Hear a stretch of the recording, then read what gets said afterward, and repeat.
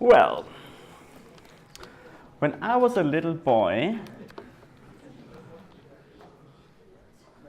I wanted to become a magician. And what fascinated me about becoming a magician was doing the impossible, doing things that are unthinkable and making them a reality. And well, I didn't become a magician, as you see. I'm a researcher, I work at the university. But in innovation and in what we all do, basically, we also try to do the impossible and make it a reality. It's pretty much the same thing. And when I was that little boy, I also was fascinated with the stories of Peter Pan. And the central idea of Peter Pan, we must not grow up, because if we grow up, we lose the power of our imagination. And I tried it. I worked at Nintendo, I worked at Marvel Comics, companies full of superheroes and adventures. And then I joined the university, and what happened? Is it now boring and colorless? No, of course not. It's not. Because research is very exciting, and especially design research is. And in design research, we often try to build things that might exist in the future, physical prototypes, and give them to people and ask them, is that what you want in the future or not? So my research is much concerned with our relationship to technology. And I would like to start with you and explore our relationship to the mobile phone. Everybody, please take out your mobile phone. I have mine here. All right. Enter your PIN code and show me your display when you're ready. Some people are really quick. That was like, okay, everybody brought their phone. Okay, and now give it to your neighbor. All right, okay. Great. It's the same thing, right? Yeah. Okay, great. How does that feel? If you want to, take your wallet and give it to the other person. It's not as bad. Keep it for a while. Keep it. Okay, I think, for me the phone is a complicated thing, because on the one hand, it's great because it multiplies my ability to communicate with people. Fantastic. At the other hand, it's putting me into this zombie mode, and that's not good. I don't like that. It's like zombie is a human without conscious perception of the world around it and of itself, and that's not good. That's what the phone does to me. And I think what we have to learn is this. 1:0. I could never do that. Thank you very much. You still have the phones, right? Yeah, thank you.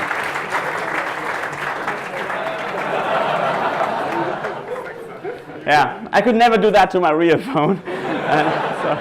Okay, you can give back the other phones now. I think it's fine if you haven't given them back.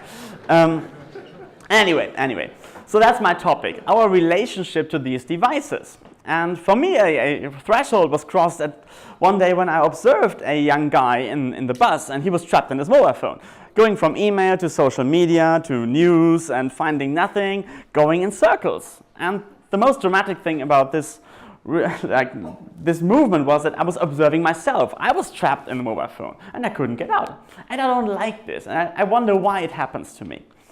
And it happens to many people, actually.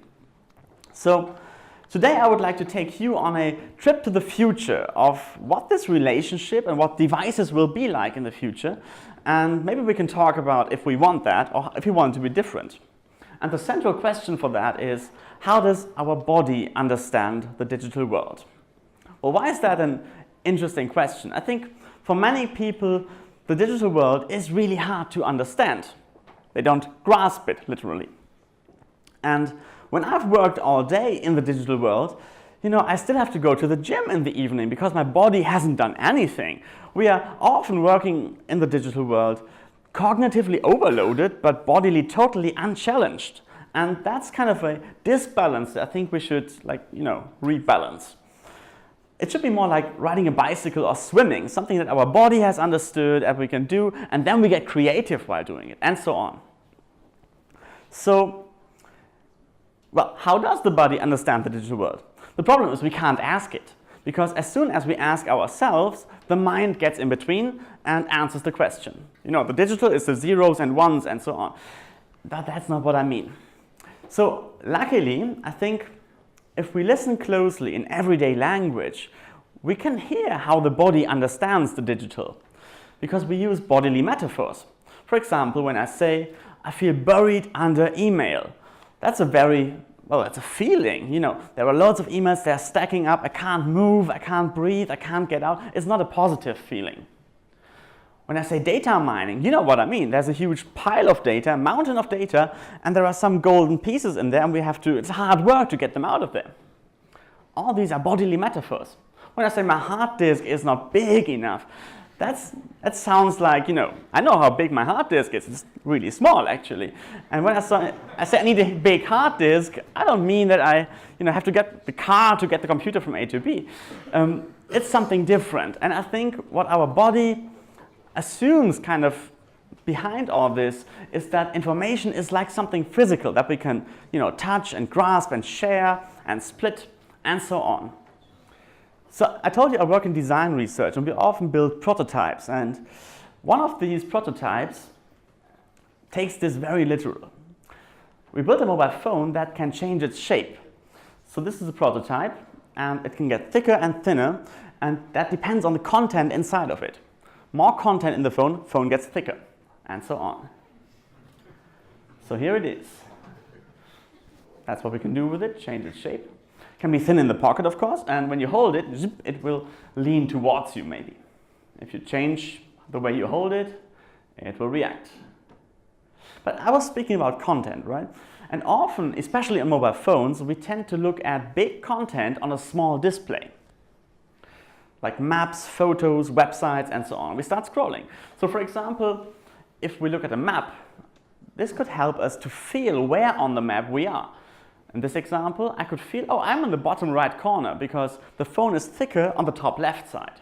There is a lot of content I can't see, but I can feel. Or also in an ebook maybe, I could feel where in the book am I. Like all the pages could be on the right side when I start reading, and then move over to the left side as I go on reading, and so on. So that's shape changing. In another project, we looked at weight, because weight and the center of gravity actually is something that we as humans are really good at feeling as well. So we built a mobile phone that can shift around its weight inside. So here it is. It can be heavy on the top, heavy at the bottom, heavy on the left side, heavy on the right side. This could be the battery, for example, on the motor in the device, shifting around the weight. So with digital content, for example, you could just feel where it is in the device and also see it in this case. You know, you can see better than you can feel actually. But some situations like navigations, you don't really have your eyes free. So for example, this phone could lead you through the city in a navigation scenario by shifting around the weight. It gets heavy on the left side, you make a left turn. Very simple. Actually, it's my favorite one because this could create energy as well. It's maybe one day. Now, you know, another idea was resistance, because the general principle in interaction design is make it as easy and smooth for the user as possible. But if we want to feel something, things need to resist us. Everything we feel, we can only feel because they resist us. So we built a touch pen together with the Hochschule für Gestaltung in Schwäbisch Gmünd that can break on the surface. Here it is. So we can make websites that are sticky or rough. So some articles I might need more force to scroll by than others, maybe because they are discussed more. Or when you spend money on the web and make a signature, you could feel how much money are you spending. So this is not much money, like a very easy signature. But if you spend a lot of money, you will need really to work that signature into, it's like in Stein gemeißelt. And I prefer these things over a pop-up. Are you sure you want? Yeah, I know what I'm doing, but it's like on the side noticing me, hey, what you do has consequences, or deleting a file could be something as well. Okay, another thing we often hear in everyday language when we speak about the digital are things like, going on an information diet. When I don't do Facebook and Twitter on the weekend, we might call this an information diet. There is things like eye candy, things that are nice but not necessary. There are things that are food for thought. You see where I'm getting with this, right? There are things that are hard to swallow. In German we say leichte Kost and schwer verdaulich. There are a lot of eating metaphors and information consumption. And I think our body sees a parallel between the two, between consuming information and consuming food. And that is historically very interesting because, historically food used to be a very scarce resource. We had to be hunter-gatherers to get food. Really hard. Then it was industrialized, and then it was, maybe the fast food industry came along, and now we live in a very conscious age of food consumption. People ask questions about food. They eat vegan and so on. And with information, it's very similar. It was, in the beginning, really hard to get information because there were no sources. Then it was industrialized, printing press and the internet and now the mobile phone. And I think today we live in kind of the fast food age of information consumption. Because the parallel to fast food and today's information consumption is, it's tempting. The burger at McDonald's looks great, it looks fantastic, but only when you bite into it you feel, oh, that's not really what I wanted.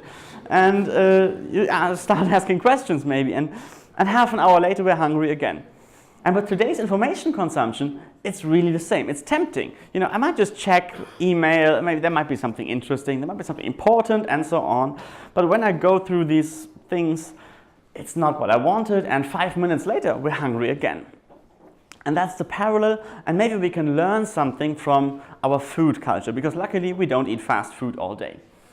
So maybe we need something like an ingredient table. We're really good with food, actually, at writing on the package what's inside. Maybe we need something similar for information as well. Something like, okay, how much truth is in there? That might be the equivalent of proteins, maybe.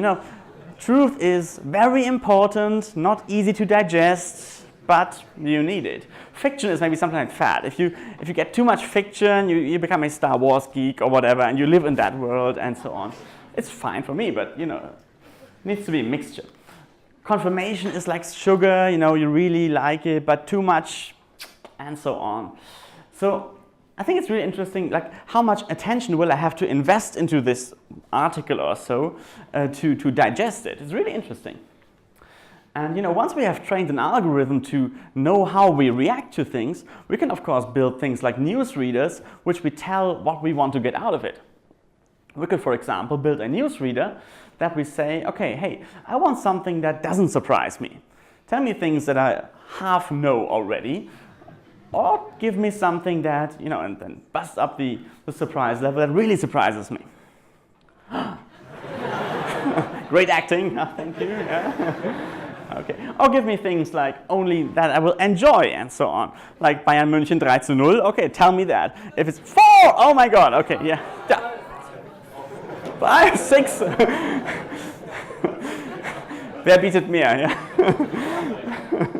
And so on. Or maybe we need devices that help us to let go. So we thought of a mobile phone that measures how far away am I from it. And when I want to charge it at night, well, it will only charge if I keep a distance from it. So I have to be a couple of meters away, and then it will charge its battery. Otherwise, it won't. Do we want that? Okay, here's a third topic. In everyday language, when we speak about our devices, we say strange things. We say things like, my phone is almost dead, which is like, as if it is alive, but it's not. We call them intelligent. That's stupid, right? And we speak of things like, I have a virus, and then when I say I have a virus, you don't know, is he sick? Is his phone or his computer sick? It's biological, social metaphors, and I'm sure you know this feeling, it is just when it crashes right before you wanted to save your work, it has to do that on purpose, of course. And yeah, that's what we humans do.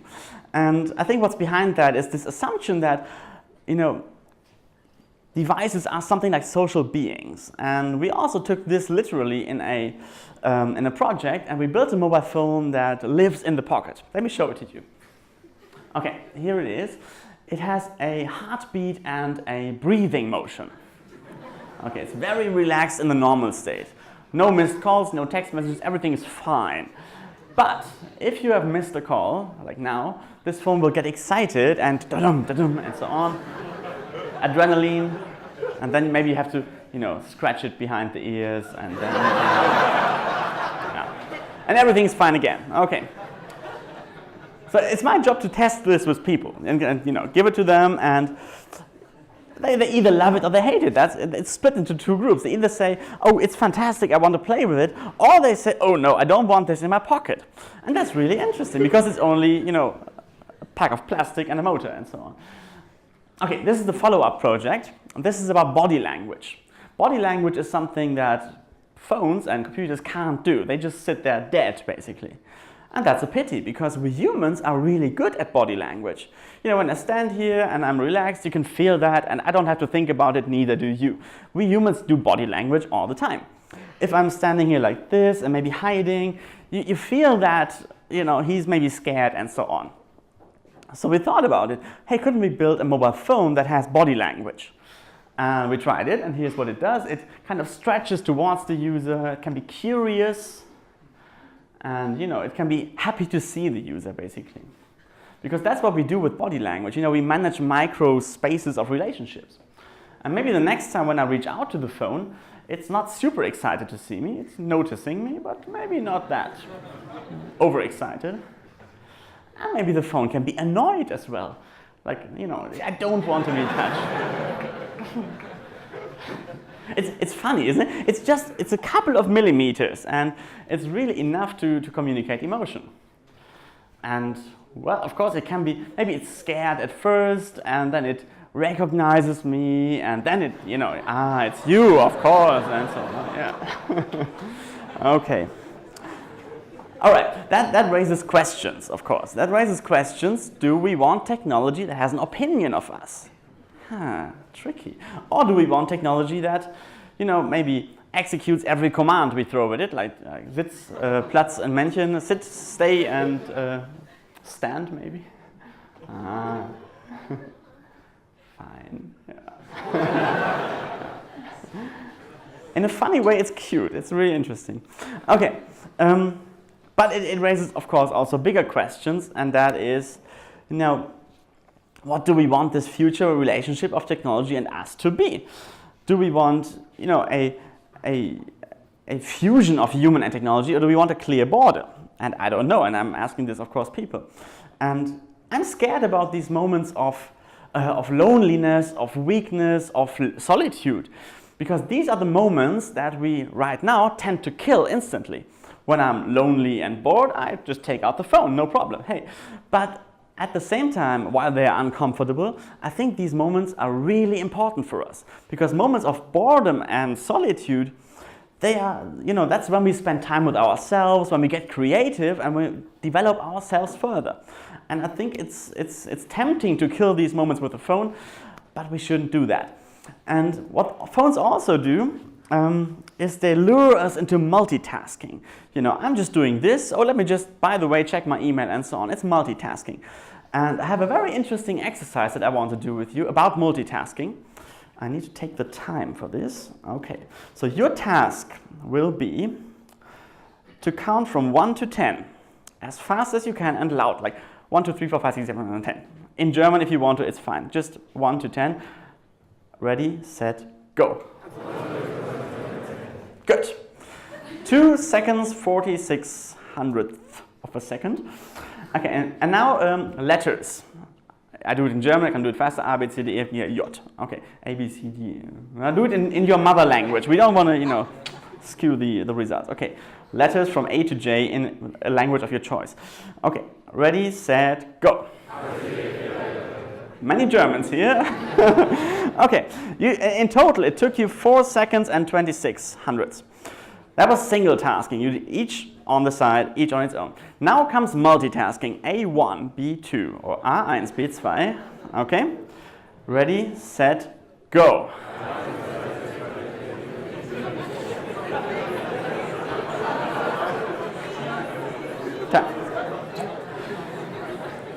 Okay, you know what I mean. It's fascinating, isn't it? Two things that are so easy, like A, B, C, D, and so on. We can't do them when we mix them with something else that's also easy. It's crazy. And I think that only shows that, multitasking is not what we're made for. It's not, we start juggling and it's getting complicated and so on. And I think that's what the phone does to us. And in some reason, in some way, the phone's relationship to us today reminds me of the evil queen in the fairy tale of Snow White and the relationship to her mirror. It's mirror, mirror on the wall, who's got the most interesting life on the planet? And she's like maybe checking her Facebook friends, what do they do? And Googling herself, how do I do on Google, and so on. And that is dramatic, of course, because there is no happy end for the queen. And she's also lucky in a way because she has a desktop version of that mirror and not the mobile version that we have. So we better be careful. Okay, maybe on this little trip to the future, we can take a little detour to the past, to the car. When cars were invented, because cars are a very, intimate object for many people.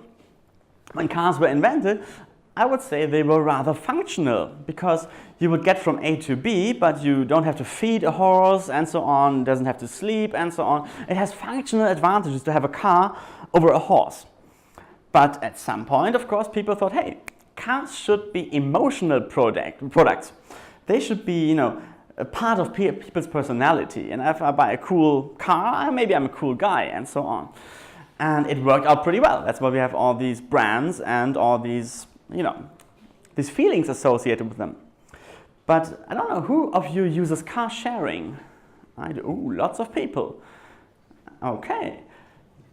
That's functional again. I get from A to B, I log in, I use the car, I get from A to B, I log out, and that's it. If there's a scratch, I'm not personally hurt. I may have to pay 50 euros, but that's it. And I think that's a positive development because it's not the car in the center and I'm allowed to use it. It's me in the center, I can get from A to B, and that's it, and that's fine. And that's something that I would like also to see in our relationship to mobile phones. It's maybe like a Swiss Army knife. A Swiss Army knife is not a great screwdriver, it's not a great saw, just like the phone is not a great photo camera, gaming device, or music device. But it's one that we have with us, and that's fantastic. But it should be, functional and not glorified or so. Okay, so my fear is that, in the future, that we become something like a Darth Vader, who is also a dramatic character because he's a mixture of machine and human, unable to exist without the machine part. If you take it away, he dies. And that must not happen to us. I think with all these possibilities of the future, with brain implants and Google contact lenses and whatever might come to us, I think it's really important that we do not turn ourselves into a computer, but stay human. Thank you very much.